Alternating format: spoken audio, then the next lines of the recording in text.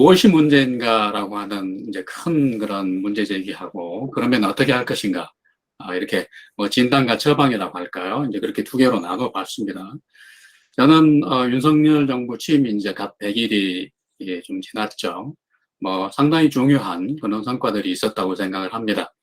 지난번 100일 취임 100일 기념 대통령 기자회견에서 윤 대통령이 상당히 오랜 시간을 할애해서 그 정부 출범 100일밖에 안 됐지만 이런저런 중요한 성과를 거두었다, 적어도 어떤 일을 시작을 했다라고 하는 것을 이제 국민들께 자세히 설명을 했죠. 그래서 성과가 있었던 게 이제 사실이고요. 굉장히 중요한 어떤 국정 방향의 변화라고 할까, 이런 게 이제 엿보였다고 생각합니다. 그럼에도 불구하고 오늘 제 이야기는 아마 이제 조금 귀에 거슬리는 그런 대목이 있을 수도 있는데, 저는 지금까지의 윤석열 정부의 어떤 그 통치가 대혼란이었다고 생각을 하고요. 이제 그 근본적인 원인은 이제 잘 아시는 것처럼 윤석열이라고 하는 이제 정치인이 뭐 예전에 계속 정치를 해왔던 분도 아니고, 결국 이제 시대가 불러내서 이렇게 갑자기 등장하는 것인데, 저는 그걸 이제 적대적 반사 정치, 한국 제도 정치의 굉장히 중요한 특징 중에 하나죠.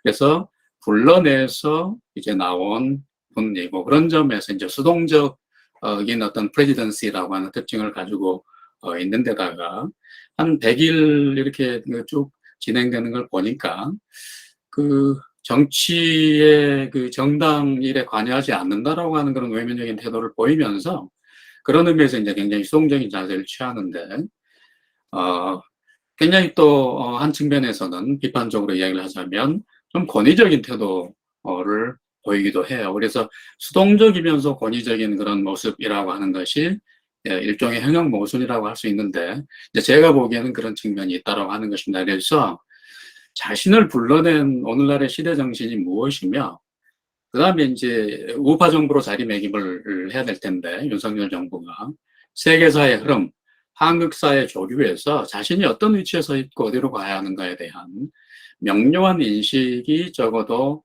보이고 있지 않다라고 하는 생각을 갖게 됩니다. 그래서 이제 그게 전면적인 리더십 위기로 나타나고 있고요. 국정 철학의 부재로 연결이 되면서 저는 지금 총체적 혼미 상황이라고 하는 생각을 갖게 됩니다. 우리나라의 국정이. 다음 페이지로 가겠습니다. 그래서 페이지 넘겨주십시오.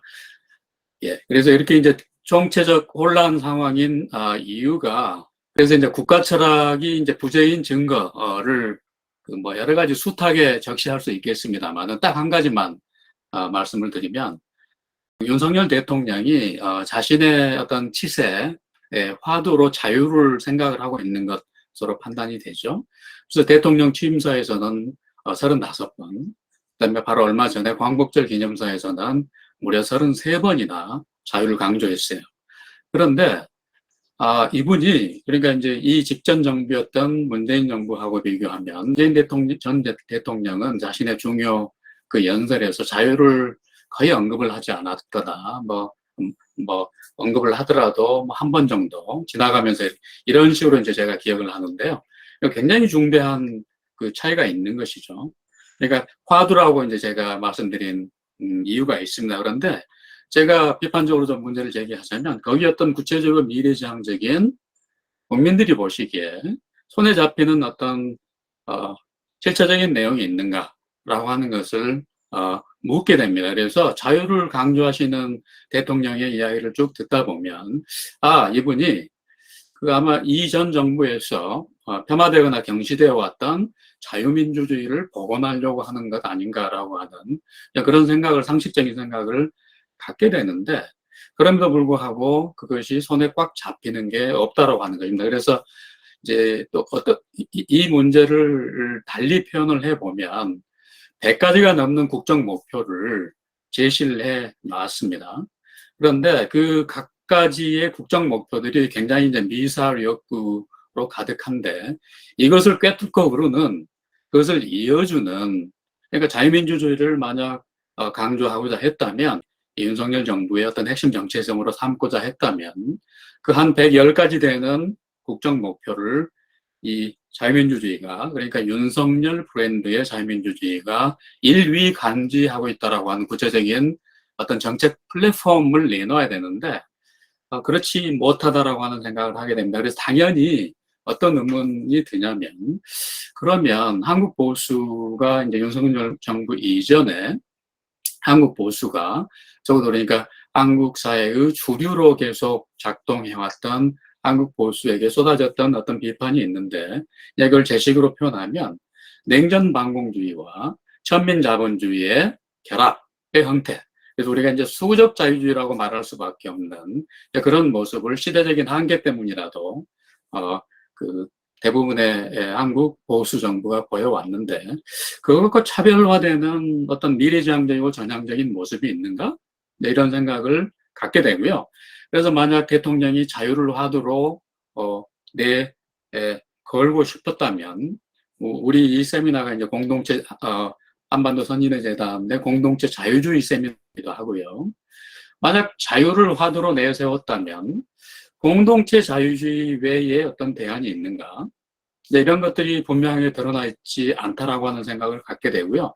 제 식으로 표현을 하자면 비판적이고 적인 급진 자유주의의 방식으로 자유주의가 저는 한국 자유주의가 재구성되어야 미래가 담보될 수 있다는 생각을 하고 있습니다. 그런데 이제 그런 방식으로의 명시적인 어떤 프로그램이 국정 철학이 보이지 않는다라고 하는 것이죠. 그래서 이제 그러면 무엇이 문제인가라고 하는 문제 제기를 이제 제가 했으니까 거시적인 구조의 차원에서, 그다음에 역동적인 시대 흐름의 차원에서 무엇이 문제인가를 간략하게 이제 짚어본 다음에 그럼 어떻게 할 것인가를 좀 말씀을 드려보도록 하겠습니다.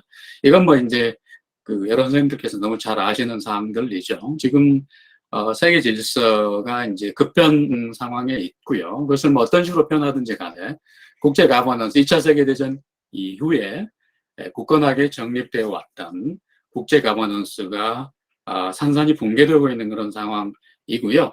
수사학적으로는 거대한 퇴행의 시대라고 말할 수 있겠습니다. 그래서 우크라이나 전쟁, 러시아의 우크라이나 침략 전쟁이라고 하는 것이 이제 가장 극명하게 지금 우리에게 현재 진행형으로 보여주고 있는 그런 상황이고요. 이걸 이제 정치 사상적으로 이제 부르자면 포스트 민주주의의 시대라고 할 수도 있는 것이고요. 조금 더 구체적으로 말씀을 드리면 비민주적 자유주의, 여기 non-democratic liberalism이라고 제가 적시를 해놨죠. 신자유주의가 대표적이겠죠. 이런 비민주적인 자유주의의 세계적 범람에 대한 반작용으로서 illiberal democracy, 그러니까 비자유적 민주주의의 어떤 반작용, 그러니까 비민주적 자유주의와 비자유적 민주주의가 세계 전역에서 서로 굉장히 혼란스럽게 적대적으로 공존 내지 교차하고 있는 그런 상황인데다가 이제 뭐 경제위기, 격차 확대, 우리가 직접 경험하고 있는, 오늘은 뭐 날씨가 정말 쾌청합니다만은 또 남쪽에서 지금 강력한 태풍이 한반도에 상륙할 수도 있다라고 하는 기상청의 예고가 있기도 하고요. 지난번 이제 폭우를 이렇게 생각을 해보면 걱정이 안 될 수가 없습니다. 거기다가 이제 우크라이나 전쟁이 이제 촉발하고 있는 세계 전쟁, 이게 이제 세계 핵 전쟁이라고 하는 것이 과거에는 상상조차 할 수 없었는데 생각을 해봐야만 되는 그런 굉장히 우리 눈앞에 임박해 있을 수도 있는 그런 위험이다라고 하는 생각을 아니할 수가 없습니다. 그래서 이제 또 동아시아 차원에서 이런 과거의 대륙동맹과 해양동맹이 21세기적인 버전으로 다시 대치하고 있기도 합니다. 그러면서 이제 국가라고 하는 국가의 중요성이 다시 부각되고 있기도 하죠. 자, 역동적인 흐름의 차원에서 이제 이런 게 있죠. 아까 말씀드린 것은 전 지구적인 차원의 어떤 그런 보편적 상황이고요. 또 하나 이제 그런 보편적인 특징 중에 하나가 뭐냐면 현대 세계의 저는 이런 여러 가지 복합적이고 입체적인 위기가 동시다발적으로 세계의 정치 체제를 강타하면서 각국마다 좀 양태는 다르긴 합니다만은 이른바 통치 불가능이라고 하는 것이 현실화되고 있다라는 생각을 하게 됩니다. 그래서 이건 이제 그 현대 민주주의 체제라고 하는 것이 그 작동하고 있는 여러 가지 전제들이나 조건들이 있는데 이런 것들이 균열되고 도전받고 하면서 거기에 대한 응전이 각국의 방식, 각국에서 제대로 이루어지고 있지 않으면서 민주정부든 권위주의 정부든 통치가 이게 제대로 되고 있지 못한 그런 상황을 통치 불가능이라고 이제 제가 개념화 해봤는데요. 자, 우리의 경우에도 이제 전형적으로 저는 윤석열 정부의 100일간의 대혼란이 이제 그런 어떤 일반적인 특징의 한국적인 현현이라고 하는 측면도 있는 것이고요. 그러니까 제왕적 대통령제를 시행하고 있는 세계 이제 드문 나라 중에 하나가 한국과 미국인데, 미국 같은 경우에도 이제 트럼프의 등장, 뭐 의사당 습격, 그 이후에 트럼프의 다시 재등장, 바이든 행정부의 어떤 저런 지리멸렬한 어떤 상황, 이런 것들이 미국 버전으로 통치 불가능을 보여주고 있는 그런 사례라고 이제 저는 생각을 하거든요. 이제 이거를 통치 불가능의 한국적 표현 중에 하나가 정당 정치가 거의 이게 마비되고 있는 게 아닌가라고 하는 생각을 갖게 됩니다. 그래서 아까도 말씀드린 적대적인 반사 정치, 그 다음에 이제 우리가 당쟁이라고 하는 것을 역사적 개념으로 조선시대를 망친 이런 걸로 이제 인식을 하는데, 사실 21세기 현대의 한국 정치가 보여주는 게 바로 저는 당쟁이라고 생각합니다. 당쟁 정치. 그래서 이런 정치의 마비 현상의 가장 중요한 특징이 의회가 엄존하고 300명이나 되는 국회의원들이 있고 지방자치제도가 작동하죠. 그런데 이제 우리가 느끼는 것은, 일반 시민의 한 사람으로 제가 느끼는 것은, 일반 국민들이 절실하게 생각하는 생활정치의 문제, 민생의 문제, 이런 것들과 전혀 관계없이 제도 정치권이 돌아가고 있는 거죠. 그래서 야당은 야당대로, 여당은 여당대로 그야말로 도끼자루가 썩어가는 것도 아랑곳하지 않고 당내 투쟁과 이런 것에 몰두하고 있지 않습니까? 그러니까 뭐 현상적으로는 이제 선거가, 총선이 뭐 2년 남짓 멀리 있기 때문에 이제 국회의원들이 이런 식의 이제 권력 투쟁에 매몰되어 있는 측면도 있지만, 어찌됐든 이제 제가 좀 이렇게 거시적으로 보기에는 정치라고 하는 것이 이 희소한 자원의 권위적인 배분이라고 하는 그런 정의에서 이제 우리가 볼 수 있는 것처럼 민생 문제에 응답을 해야 되는데, 한국 시민들은, 다수의 한국 시민들은 정치가 내 삶에 도움이 되기는커녕 전혀 그들만을 네 위해서 따로 논다라고 하는 강력한 그런 실감을 갖고 있다라고 생각을 합니다.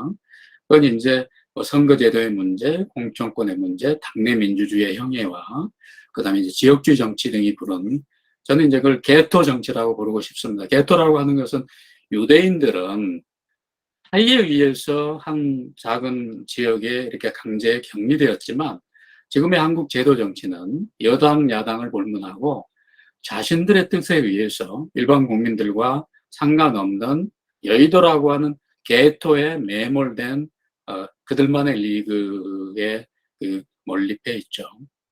자, 이제 이런 것들, 그 다음에 이제 통치 불가능의 한국적 그런 현상 가운데 또 하나가 이중 권력 상황입니다. 지금 대한민국은 정확히 윤석열 정부가, 그러니까 대통령이 당선됐지만, 정권을 교체했지만, 권력 교체가 제대로 됐느냐? 저는 그렇지 않다고 생각합니다. 그래서, 이건 단순히 수사학적인 그런 차원이 아니고요. 좀 뭐 과장해서 말씀드리면, 윤석열 행정부와 이재명 입법부의 대결? 뭐 이런. 그래서 이제 분점 정부라고 하는 것이 바람직하게 작동할 수도 있습니다만은, 비토크라시가 난무하면서 전혀 국정이, 즉 국민들이 원하는 그런 문제 해결이 전혀 이루어지고 있지 않은 그런 현실 정치의 마비 상황을 보여주고 있다라고 하는 것이죠. 여기는 이제 그 문재인 정권이 그 이른바 민주적 수단으로 한국 민주주의를 해체해온 그런 업보가 자리하고 있는 게 사실입니다. 그래서 민주주의가 굉장히 풍성한 개념인데도 불구하고 선거에서 나타나고 있는 다수결, 또 의회 안에서의 어떤 다수 의석, 이런 것들로 민주주의를 굉장히 왜소화하는 거죠. 거기에 물론 이제 포퓰리즘이 작동하고 있는 것이죠. 근데 이제 여기서 오늘의 이제 저의 이야기는 주로 윤석열 정부의 어떤 자기 성찰과 변화를 촉구하는 이러한 주제이기 때문에 오늘날의 야당 민주당에 대해서는 제가 거의 말씀을 이제 드리지 않을 거고요. 약간 의도적인 거고요.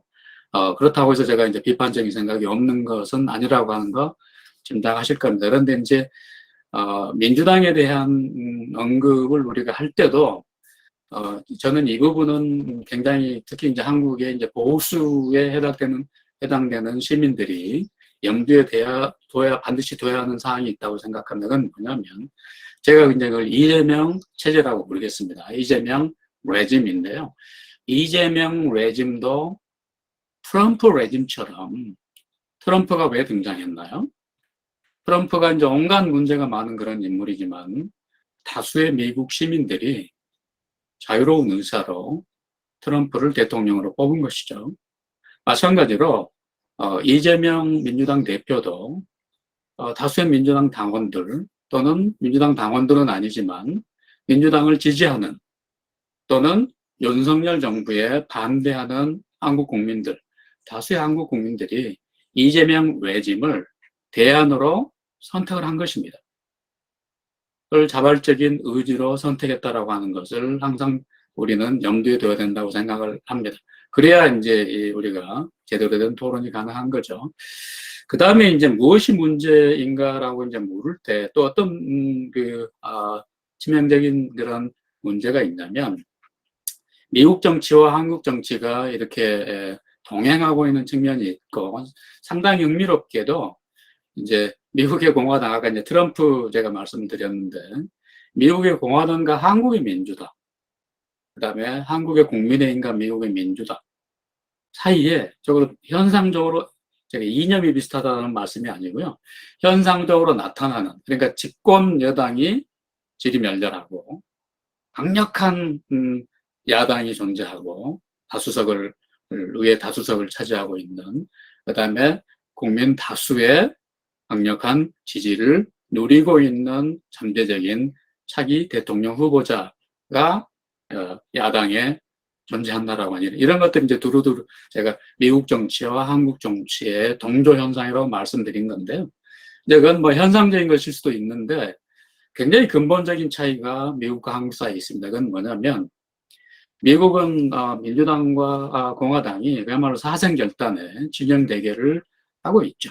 미국 의회 그 표결 같은 것들을 보면 정말 그렇게도 두 개로 이렇게 갈라질 수 있는가라고 이제 신기할 때가 있는데 그럼에도 불구하고 미국 정치에는 미국이라는 나라에는 기본적인 공통 공감대가 있죠. 이제 그것을 어떤 인물의 차원에서 상징하는 게 미국의 파운딩 파더스일 겁니다. 여기가 파운딩 파더스가 아시는 것처럼 복수입니다. 여러 명의 사람들이 있죠. 조지 워싱턴, 토마스 제퍼슨, 그다음에 한국사에서 경시되고 있는 알렉산더 해밀턴.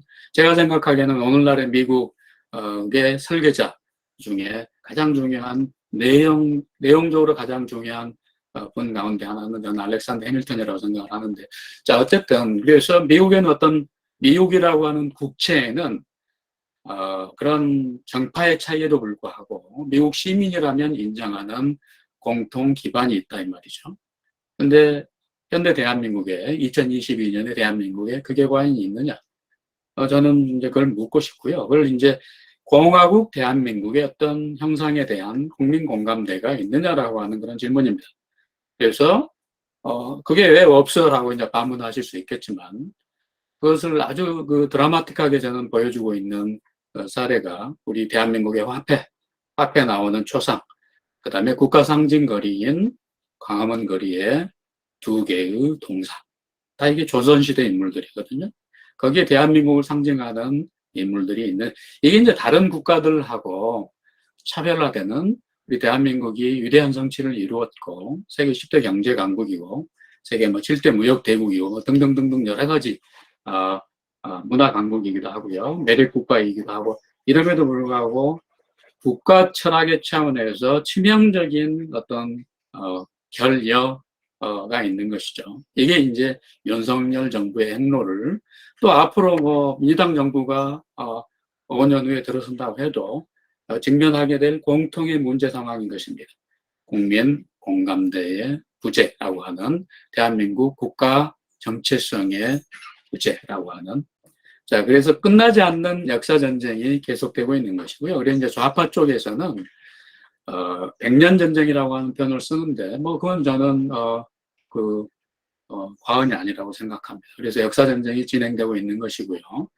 윤석열 정부의 이제 무능과 무기력이라고 하는 그런 측면도 물론 있지만 동시에 이런 역사 전쟁에서 그 담론 전쟁이죠. 거대한 담론 전쟁에서 저는 한국의 우파가 보수가 밀리고 있다라고 생각을 하게 됩니다. 그다음에 아까 이제 제가 말씀드린 그런 이중 권력 상황, 행정권과 입법권의 어떤 이중 권력 상황, 그다음에 시민사회의 담론 싸움에서 밀리고 있는 이런 싸움.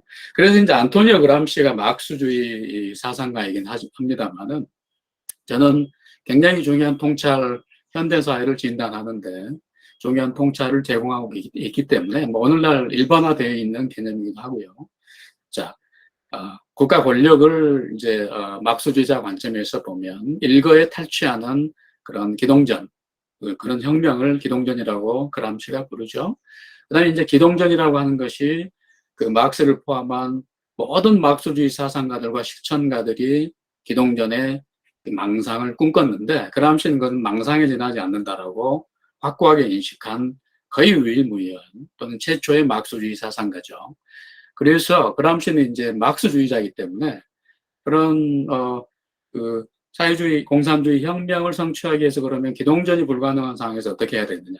이게 바로 이제 시민사회에서의 각 영역에서 언론을 포함한 시민운동 뭐 그런 것들을 다 포함한 현실 경제 영역에서의 진지전에서의 그 싸움에서 우세를 점하고 그러면서 이제 최고의 승리를 향해서 나가야 된다라고 이제 그람시가 강조하고 있는 것이고요. 그 과정에서 이제 히스토리컬 블록이라고 하는 이제 제 식으로 좀 해석을 하면 최대 정치 연합이라고 하는 것을 구축을 해야 되고 거기서 굉장히 중요한 그 화두 관건이 되는 개념이 바로 헤게모니입니다.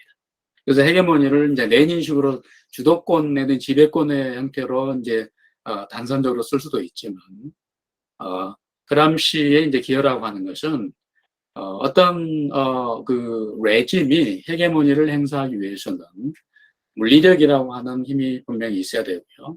거기에다가 어떤 힘이 있어야 되냐면 지도력이 있어야 됩니다. 근데 이 지도력이라고 하는 것은 강권으로 창출되는 것이 아니고요. 다수의 국민들이 자발적으로 지지해야 됩니다. 그 다음에 그 레짐의 권력 행사 방식이나 정통성에 대해서 권력의 정당성에 대해서 또는 지도자의 그런 능력에 대해서 비전에 대해서 도덕성에 대해서 동의해야 됩니다. 그래서 그런 국민의 지지와 동의가 창출하는 리더십 이게 바로 그람시가 말하는 헤게모니 중에서 가장 중요한 거거든요. 근데 이 헤게모니 싸움에서 저는 윤석열 정부가 지금 최악의 어떤 모습을 보이고 있다라고 하는 생각을 갖고 있고요. 지금 육공화국 아닙니까? 육공화국 역사상 최악체 정부다. 적어도 지금까지는 그런 판단을 하게 됩니다. 자, 그러면 왜 제가 최악체 정부라고 말씀드리는 이유를 증거를 제가 생각하는 증거를 말씀을 드리겠습니다. 청와대 이전 논란 사실 5년 단임 정부에서 그 한국의 제왕적 대통령이 문자 그대로 제왕적 대통령의 헤게모니를 구사할 수 있는 기간 이게 바로 인수위 기간입니다. 근데 인수위 기간에 청와대 이전을 들고 나옴으로써 인수위 시절에 그러니까 국민들이 지지한 국민들은 말할 것도 없고요. 상당히 이제 기대를 갖고 보고 있게 되지 않습니까? 그 다음에 이제 반대했던 시민들조차도 꼭 뭐 그 한의문까지는 아니더라도 아직 판단을 좀 유보하면서 앞으로 어떻게 하는가 보자라고 하는 이런 그 중립적인 시선으로 보는 기간이 바로 인수위 시절이거든요. 근데 이제 청와대 이전이라고 하는 것. 다수의 국민이 반대했죠. 그건 저는 당연한 것이었다고 생각하고요. 지금도, 뭐 지금은 돌이킬 수 없는 그런 게 돼버렸습니다만은, 이 인수위 시절에 헤게모니, 즉, 국민 다수의 윤석열 정부에 대한 국민 다수의 지지와 동의를 잃어버렸다라고 생각을 하게 되고요. 이건 중대한 시행착오였다라는 판단을 저는 갖고 있습니다. 그 다음에 이제 취임 100일 동안에, 윤 대통령은 취임 100일 기자회견에서 아까도 말씀드린 것처럼 뭐 여러 가지 이런저런 일들을 했다라고 거의 한 20분 이상 말씀을 하신 것 같아요. 윤 대통령이. 그런데 국민들 귀에는 그렇게 잘 들어오지 않았을 것 같기도 해요. 적어도 저에게는 그렇게 소구력이 없었어요. 그래서 이게 취임 100일에 그런 국민 다수의 동의와 지지인 헤게모니를 자, 이준석 사태, 윤핵관 문제로 상실해버렸다고 저는 생각합니다. 그리고 이건 지금 현재 진행형이죠. 현재 진행형인 이 사안, 즉 국정 최고 책임자로서 뭐 당정 분리 이야기하지만 국정 최고 책임자로서 만약 여당이 잘못되면 그 책임은 당연히 대통령에게 있는 것이죠. 그런데 이렇게 그 여당의 당내 주도권 권력투쟁이죠. 그러니까 국민들하고는 전혀 상관없는, 그리고 사실 윤석열 정부의 스테이트 크래프트, 국정 운영과도 전혀 상관없다라고 저는 봅니다. 그런데 이준석 대표와 이른바 윤핵관들의 당내 권력투쟁으로 밤과 낮을 새는 이런 상황. 그 다음에 이제 이런 것들이 또 그 대선 신승을 가져온 게 최대 연합의 정치거든요. 중도층과 또는 합리적인 좌파 또는 진보 인사들 사이에서도 도저히 이재명 정부의 출연을 내가 감당할 수가 없다. 그거는 내가 인정할 수가 없다.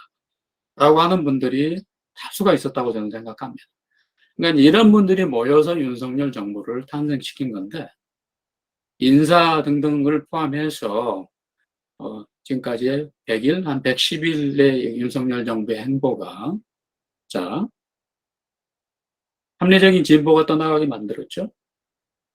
지지를 적게 만들었습니다.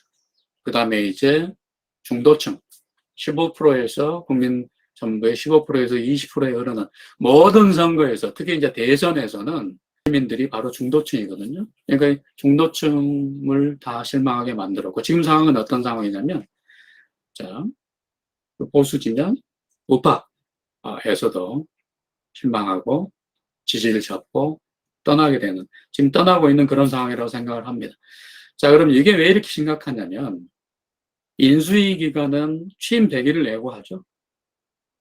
취임 100일은 임기 1년을 예고합니다. 임기, 그것들의 합은 뭘 예고합니까? 2년이 남지 않은 24년 총선 결과를 저는 예고한다고 생각합니다. 자, 그러면 2024년 총선에서 어떻게 될 것 같습니까? 지금 이 상태로 진행이 되면 저는 명약환화하다는 생각을 하게 됩니다. 전면적인 국정쇄신이나 윤석열 대통령의 리더십 변환이 없다면 저는 굉장히 암울하다고 생각합니다. 그러면 5년 임기라고 하는 것이 어떻게 되겠습니까? 그 다음에 그 이후에 등장할 정부는 어떤 정부가 되겠습니까? 다음 페이지로 넘어가겠습니다. 자, 이런 것들이 이제 계속 제가 걱정을 하고 있는 그런 상황입니다. 자, 그러면 헤게모니를 쌓아 올리려면 어떻게 해야 되는가? 제가 그 여러 지금 선생님들하고 좀 마음을 터놓고 정말 토론을 해보고 싶다라고 말씀드리는 것은 저도 해답을 갖고 있지 않기 때문에 그렇습니다. 그래서 어떻게 생각하시며 어떤 출구가 가능할 것이냐에 대해서 좀 정말 도움 말씀을 듣고 싶습니다. 마키아벨리의 표현을 빌리지 않더라도요, 통치자가 뭐 분노의 대상이 될 수도 있고요, 공포의 대상이 될 수도 있습니다. 독재자의 경우에는. 그런데 가장 치명적인 것은 웃음거리가 되는 것입니다. 리더가 조롱과 경멸의 대상이 되는 것인데 그야말로 최악의 위기죠. 저는 지금 그런 국면 바로 문 앞에 위태위태 왔다 갔다 한다고 저는 생각합니다. 박근혜 전 대통령이 지지자들을 부끄럽게 했을 때 현실적인 정치 결과가 어떻게 나타났냐면 바로 탄핵으로 나타났습니다. 그래서 제가 말씀드린 윤석열 정부가 살아남기 위해서라도 또는 대한민국의 미래를 위해서라도 최대 연합의 정치를 구사하지 않으면 안 되는데 그것은 어떤 판단에 의해서 이건 할 수도 있고 안 할 수도 있는 게 아니라 저는 이게 죽느냐 사느냐의 문제라고 생각합니다. 그래서 세대로는 2030을 끌어안을 수 있는, 성별로는 여성에게 호소력이 있을 수 있는, 지역으로는 충청과 호남, 이념으로는 중도, 비판적, 우파합리적인 좌파까지, 계층으로는 중산층, 저소득층까지, 그 다음에 인사정책의 차원에서 제가 제 칼럼에서 이제 적시를 했는데, 그 해당 신문 애독자들은 굉장히 비판적이시더라고요. 가령 국민적인 어떤 상징성이 있는 분들, 정은경 청장 같은 분들, 지금도 공적으로 남아있는 보건복지부 장관으로 이렇게 그 상고 처리하는 이런 그 명시적인 그 사인이 필요합니다. 시도가 필요합니다. 본인은 물론 뭐 고사하겠지만 고사했다고 알려져 있죠. 대학이 이제 마무리인데요. 그래서 이 최대 연합의 정책을 펴고 그런 어떤 탕평에 가까운 인물을 모셔올 수 있어야 된다라고 하는 것은 선택사항이 아니고요. 윤석열 정부는 또는 한국의 우파는 이거를 저는 유념해야 된다고 생각합니다. 그것은 자신들의 정치 이익을 장기적인 관점에서 보는 그런 정치 이익이죠. 물론 정치 이익도 단기적인 것이 있을 수가 있고 중장기적인 것이 있을 수도 있는데 중장기적인 그런 얘기죠. 그다음에 그 정치 이익이라고 하는 것은 그 아주 파편화된 어떤 무슨 핵관이라고 불리우는 그런 사람들의 파편화된 정치 이익이 아니고요. 넓은 의미의 정치 이익이라고 하는 것을 저는 염두에 둬야 된다고 생각을 합니다. 그래서 윤석열 정부의 중장기적인 정치 이익을 극대화하기 위해서, 그 다음에 정치적으로 생존하기 위해서도 최대 연합은 필수사항이다라고 저는 생각을 하고요. 그 다음에 이게 장기적인 이런 말씀을 제가 계속 드리는 이유는 당연히 제가 제일 처음에 모두에 말씀드린 것처럼 이게 대한민국 우파 정부 또는 윤석열 정부의 흥망이라고 하는 것은 대한민국의 흥망성쇠와 직결되기 때문에 그렇습니다. 21세기 그레이트 게임의 상황에서 또는 신냉전 상황이죠. 그래서 윤석열 대통령의 리더십 위기가 대통령 리더십에 지금 한가운데 있다고 생각을 하고요. 해결의 실마리를 적어도 대통령이 지금 보여주고 있지 못하다라고 하는 저는 생각을 갖고 있습니다. 그게 한국 우파 전체의 위기로 확산되고 한국 우파의 위기가 대한민국의 위기로 커지고 있는 그런 상황입니다. 이걸 이제 다른 편으로 하면 정권 실패가 국가 실패로 전이될 위험 바로 그 앞에 있다라고 하는 그런 인식을 하게 되고요. 저는 그래서 대한민국 국민들이 가만히 보고 있는 것 같지만 결정적인 시기에 결정적인 판단과 행동을 하거든요. 우리 현대사가 저는 증명한다고 봅니다. 그래서 대한민국 국민은 이 국가를 우리가 어떻게 쌓아올린 겁니까? 그래서 정권의 실패가 국가의 실패로 이어질 수 있다? 라고 하는 그런 국면이 되면 저는 가만히 있지 않을까라고 하는 생각을 갖게 됩니다. 그래서 이제 철학자 해겔이 있죠. 해겔이 역사는 도살장이고 세계사는 세계 심판이다. 또는 세계 법정이다라고 이제 말을 남겼는데 제가 상당히 중요하는 거라 자주 인용되는 문기죠. 그래서 윤석열 정부는 이걸 생각할 필요가 있습니다. 한국 정치사는 해겔의 그 표현을 빌리면 집권 세력의 도살장이었습니다. 그리고 집권 세력이 심판당하는 그런 무대였죠. 자, 제 이야기를 이걸로 마무리하도록 하겠습니다.